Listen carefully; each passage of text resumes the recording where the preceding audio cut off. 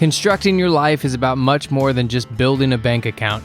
Each week, join real estate entrepreneur and mindset coach Austin Linney as he interviews guests who are constructing their dream lives and impacting the world around them on a daily basis. If you're an entrepreneur or wanting to start a business, or you just want to hear motivating stories of how others have overcome the odds, you are in the right place. And now for your host, Austin Linney. Welcome back to Construct Your Life. This is Austin Linney here, and I have the honor of meeting Ryan. I got introduced to Matt. I go through these threads of groups. When I meet one, I get the other seven, and I think I'm in that group right now. And every guy I've met has been amazing, great father, great business person, but more importantly, just a forthright, great human.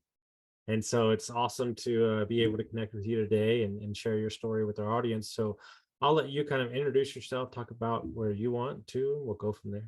Yeah, let's do it.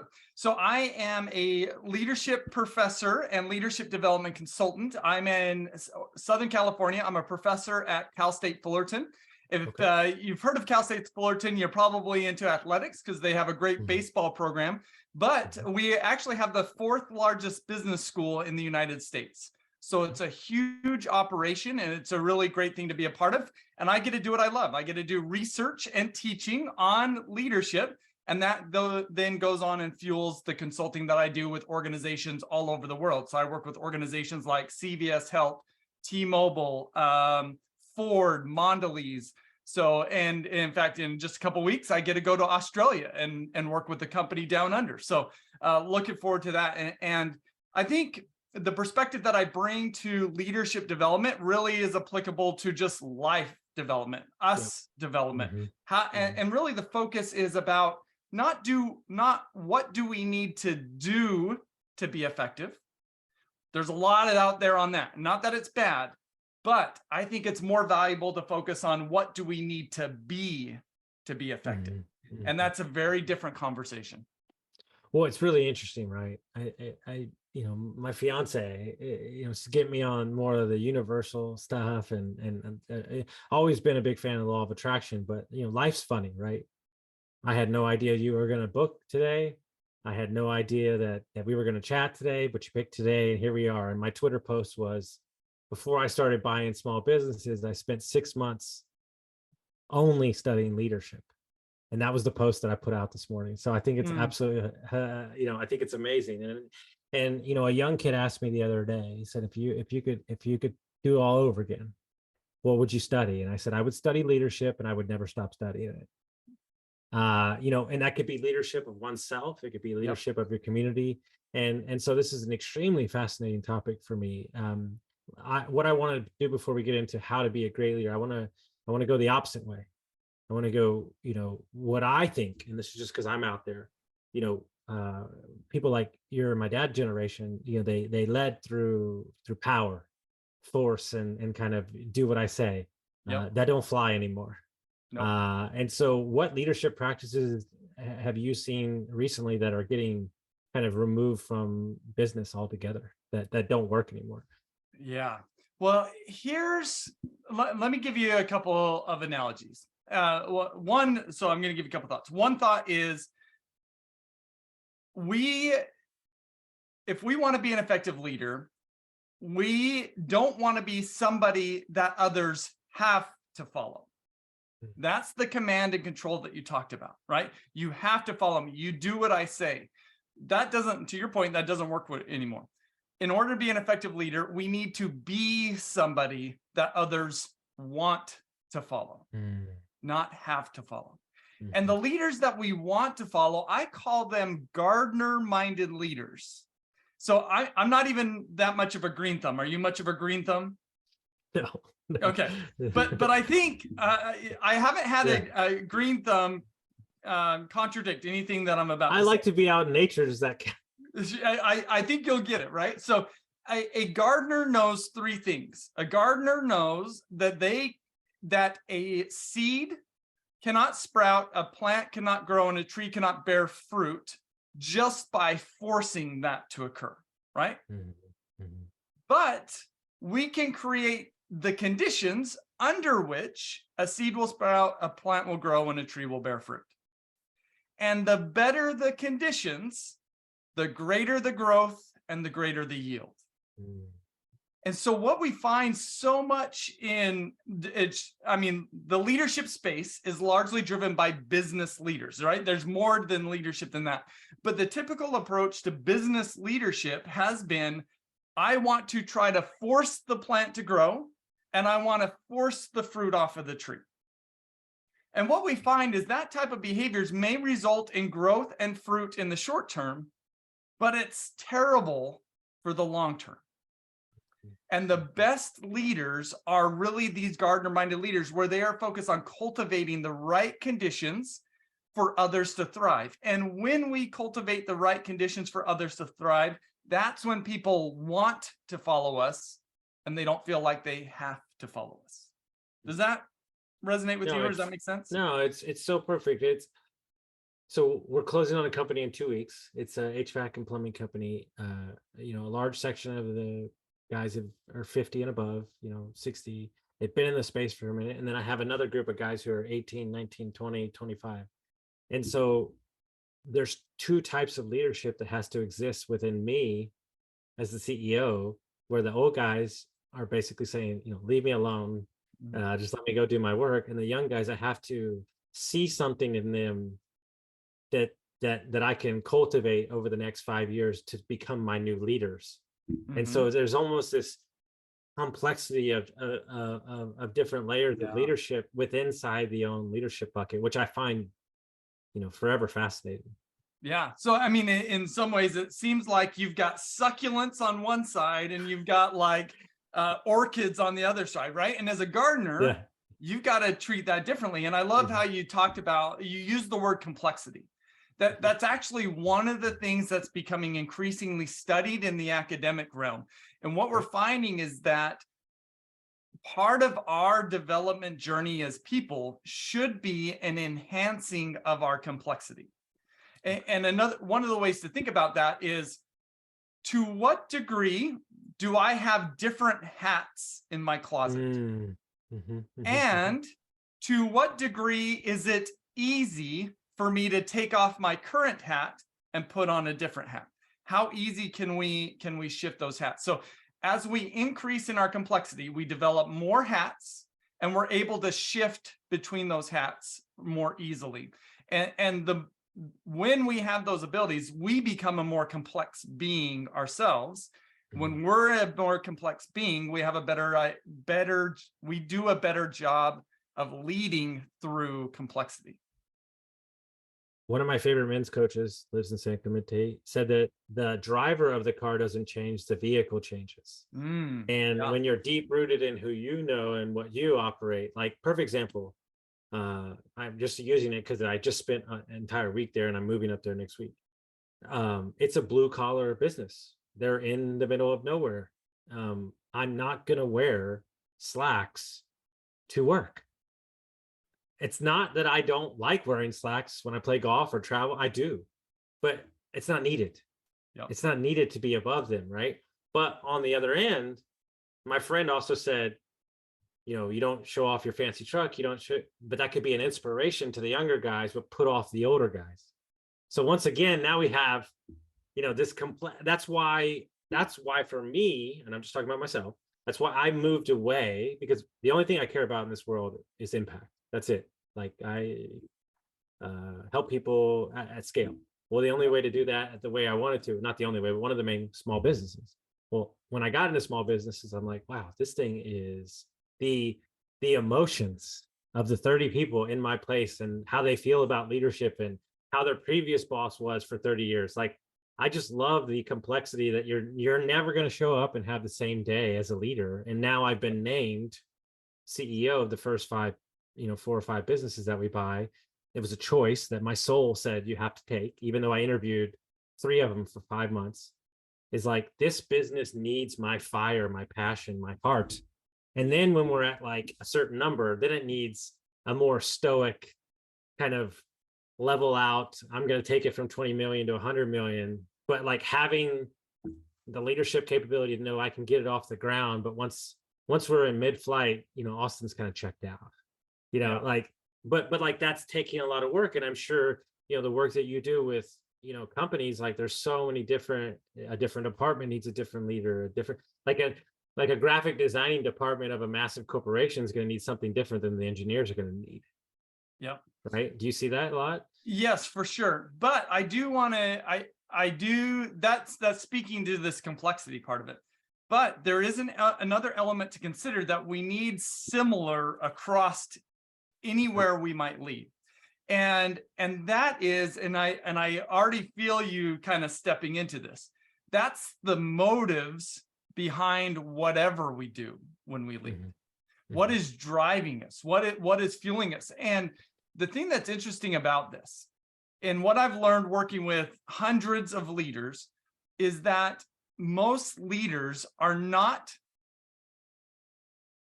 dialed into or in tune with their own internal motives. Of course, everybody thinks they are, but this is where the self-awareness and self-leadership piece comes in, is to what degree am I fully awakened to my motives? And I might dare say that is a lifelong journey, right? That is, it's not something easy to do. You're never gonna, and the seasons shift, Yeah.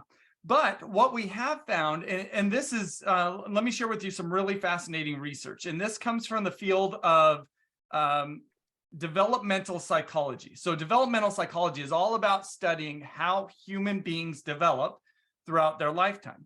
But 90% of developmental psychology has focused on child development, right? If anybody's in college and they take a human development class, they're going to learn that there's different childhood stages as one goes from infant to adult. And children, we see them develop right before our eyes, and they develop almost automatically. It's kind of a function of age. But what a small set of developmental psychologists have found is that when they study adult development, is that adults can develop. So that was an assumption that they busted before. So adults can develop. There are 3 different adult development stages. And what they also found is that most adults never develop in adulthood. So 64% of all adults stay at the same level of development that they entered adulthood with. 35% get to a second level, and only 1% get to the third level. And I share just these levels and this background because I do think it's helpful, if it's okay, to step into what are the differences between these levels, because it'll help us to make sense of the motives that are underlying why we do what we do. Would that be okay? Of course. Mm-hmm. All right. Mm-hmm. And my guess is that you sense this first level with a lot of your employees that you're now going to start. Yeah. leading, Well, right? and not to mention, I have 2 different coaching segments where it's 42 and up, and I have 27 and down. And so there's no middle ground, and it's been I'm an entirely different coach with each group, 100%. Yeah. So good. So again, this first level, 64% of all adults operate at this level. And when we're at each of these levels, our body has an internal operating system, and at each level, our body's internal operating system are programmed to fulfill different needs. And the needs that our body's programmed to fulfill speaks to our motives. So at this first level, our needs that we're wired to fulfill are safety, comfort, and belonging. We want to stand in, right? And when we're at this level, whether we're currently at this level or not, we've all been there. But when we're at this level, we like to join and identify with groups and tribes that will help us to feel safe, comfortable, and like we belong. That could be a family, that could be a social or friend group, that could be, and oftentimes for us, it's an employer. So most employees, when they enter an organization, they're looking for safety, comfort, and belonging. They don't come into the organization and say, hey, I want to take charge here. They say, no, you just tell me what to do and I will do it, provided you keep me safe, comfortable, and feeling like I belong. So if we're operating at this base level, doesn't mean that we're a bad person. These are most people, and I would say most of my family members operate at this level, and I really like them. This is just speaking to the complexity of our internal operating system, if you will. So that's the first level. Does that level make sense to you? 100%. Okay. I would Second say level, I would say it's more like 90%, but I'll take the 64%. Yeah. No, I love it. yeah. So the second level, you're going to see a huge shift in our needs. So now our needs at the second level are to stand out, advance, and get ahead. So no longer, in fact, we are willing to be unsafe, uncomfortable, and not belong in order to stand out, advance, and get ahead. We come to this place where we start to develop our own independent beliefs. We're willing to push back against our tribe's beliefs. And when we develop these beliefs, we want to run with them. We want to be leaders. We want to take charge. And while 35% of all adults operate at this level, 85% of executives operate at this level.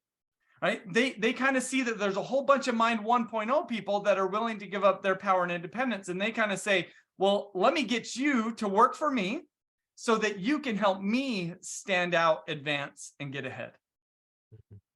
And they said, yep, provided you keep me safe, comfortable, and feeling like I belong. So that's the second level. And that's where, as I mentioned, most leaders operate. Does that level make sense to you? Yep, 100%. All right, the last level, and then we can, I'll be interested just in your thoughts on this, this framework. The last level, or the top level, this level 3, is our needs are to contribute, add value, and lift others. So at that first level, we want to stand in. At that second level, we want to stand out. Well, at this third level, we don't care about standing in, and we don't care about standing out. We just care about contributing, adding value, and lifting others. And this is where we move from, at that first level, as a dependent thinker. The second level is an independent thinker. This third level is an interdependent thinker. And so when I heard you say, when I go golfing with my circle, we're talking about, do we scale or do we just build a great business, right? Implicit in that discussion is, particularly with the scaling, is there's an underlying motive. The motive can be different. It could be two ways, right? It could be, I want to stand out, advance, and get ahead more. Or it could be, I want to contribute, add value, and lift more people. And depending upon where we come from on that, we are going to operate as a completely different leader.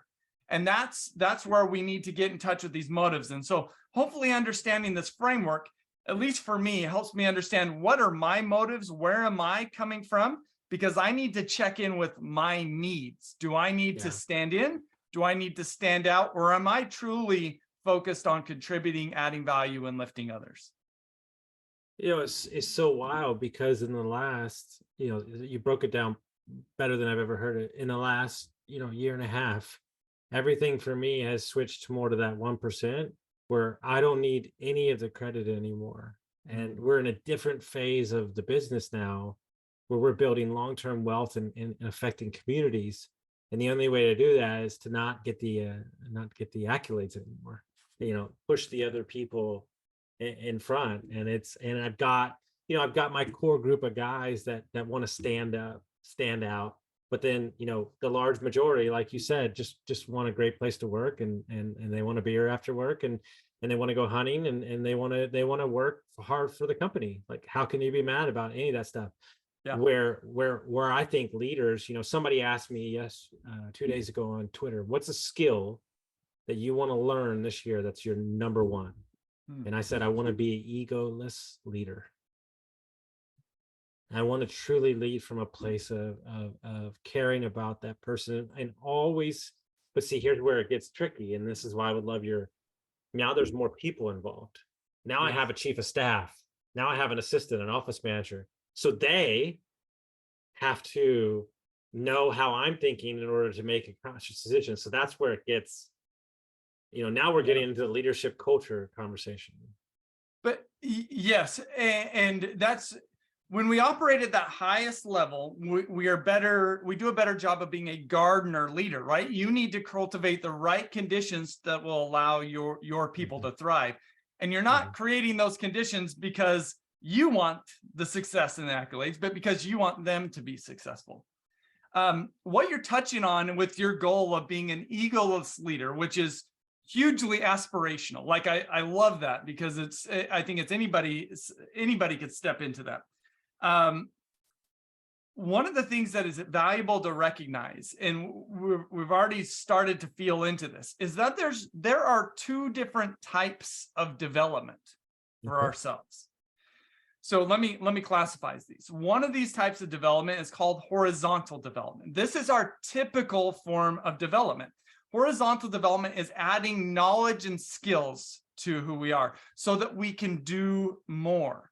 It's kind of like adding an app onto an iPad, right? That's great, because a new app broadens our functionality. We can now do more than what we could previously. That's why people, they like degrees, because it signifies I've got a certain app on my iPad. Or if I take a certain college class, let's say accounting, I download the accounting app. Well, so now I could balance a budget sheet. I can now do accounting things. But just because I have a degree or an accounting app, does that improve my ability to navigate the change, pressure, uncertainty, and complexity in my world? No. Right? If we want that, we need more than just an app download. We need an operating system upgrade. And that introduces the second form of development, which is when we go from one level to the next in that framework. And that's what we would classify as vertical development. Vertical development is not adding an app, it's upgrading our internal operating system. And when you talk about becoming an egoless leader, what that has to entail is vertical development, because horizontal development isn't going to help. You just gaining more knowledge and more skills isn't going to help. It's actually vertical development is when we fully step into it. It's a refining and even a healing of our body's nervous system.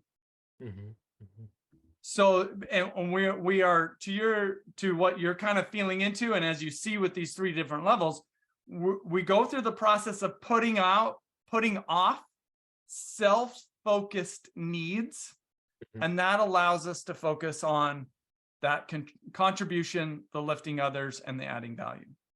And when you're going vertical, is there ever an end to the vertical, or is it just constant? Well, it's a lifelong journey for sure. Like, I don't think it ever ends. But I think you could find milestones, and that's what's helpful with the framework. It gives us a sense of where we're at. And then, okay, where am I at? And then where do I go from here?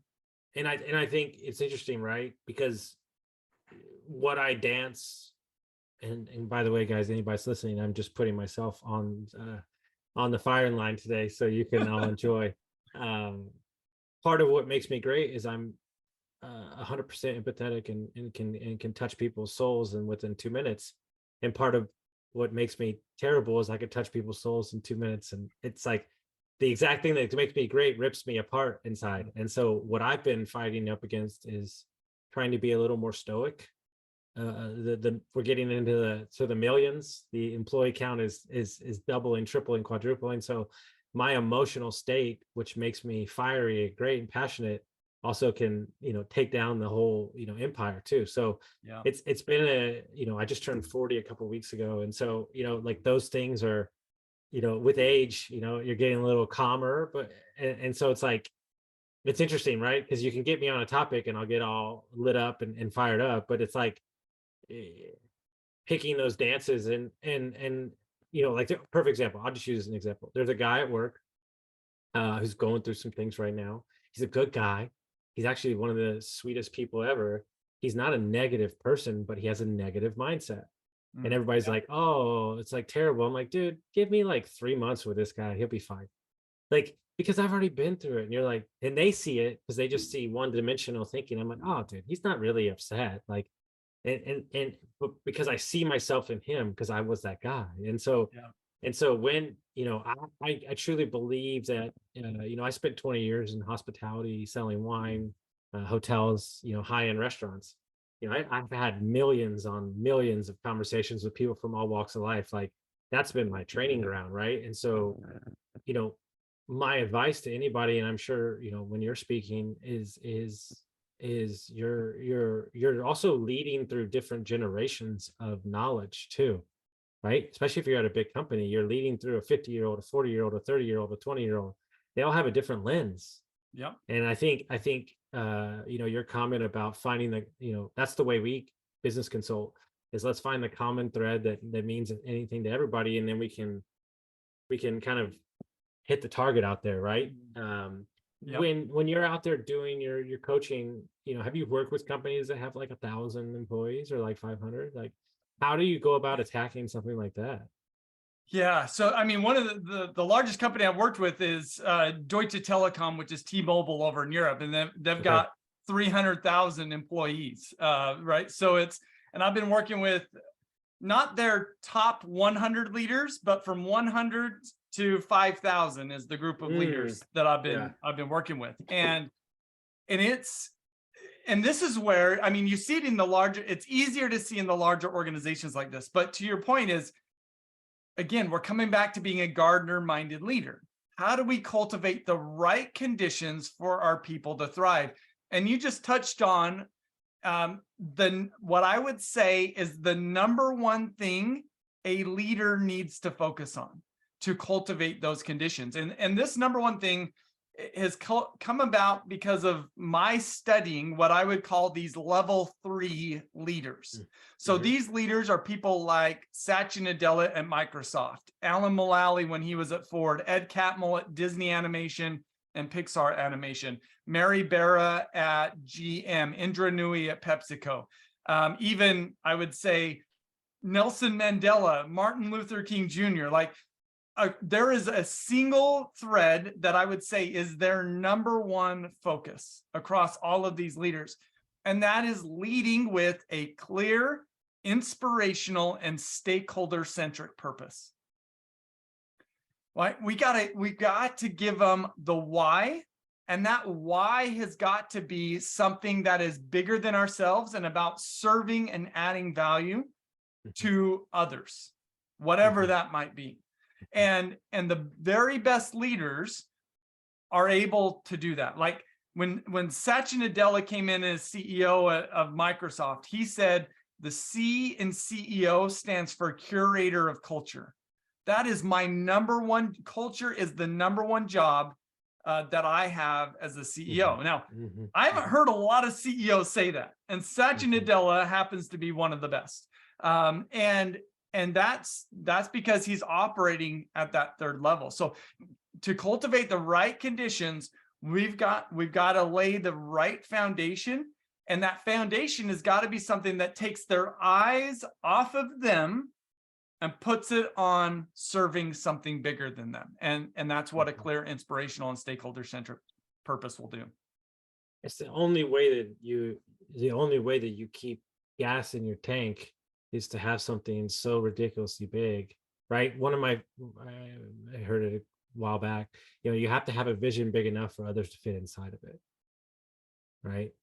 Yeah. Like that's my thing, right? That's the thing, right? Because like most people, I'm guilty through my 20s, most people create a vision and it's just for them. Like, and you're trying to get these other people on board. And they're like, I don't see it. I don't see it. Right? Let me give you a couple of examples. One example, this comes from a company who they focus on medical documentation. They literally touch 1 billion customers a year, right? Because I mean, if you go into a doctor's office and you're filling out forms, like you're touching this company. So inside conversations, the CEO will tell me, I think we have the opportunity to change the medical field. And that's huge. But then I had a coaching call with the chief operating officer, the COO, and I asked her, how do you measure success? And she said, double-digit growth year over year. And I'm like, no, like if I tell you those 3 levels again, like the first level is standing in, the second level is standing out, the third one is adding value or creating value. Like, where are they at? That's clearly that second level. Like, because I want double-digit growth so that I can stand out to my superiors or whoever that might be. So that's one example. Here's another example. I'm working with a credit union. It's one of the largest credit unions in Canada. And I asked them, what is your purpose? and they said and it's a French Canadian company, and so they had to translate it into English for me, but it is essentially, our purpose is to ensure our prosperity so that our customers will be prosperous. And I said, who comes first, you or your customers? And they said, I guess us. I was like, do you find that problematic at all? Like, even what, couldn't we flip that? Couldn't we say our purpose is to ensure the prosperity of our customers so that we become prosperous? Yes. Like, which one feels more valid to you? And they kind of sheepishly said, probably that second one feels more valid, right? So both of those are just examples of how these are level 2 leadership groups that they're not laying the appropriate foundation. They're not creating the appropriate environment or context for their people to thrive. And that's gonna, here's the thing.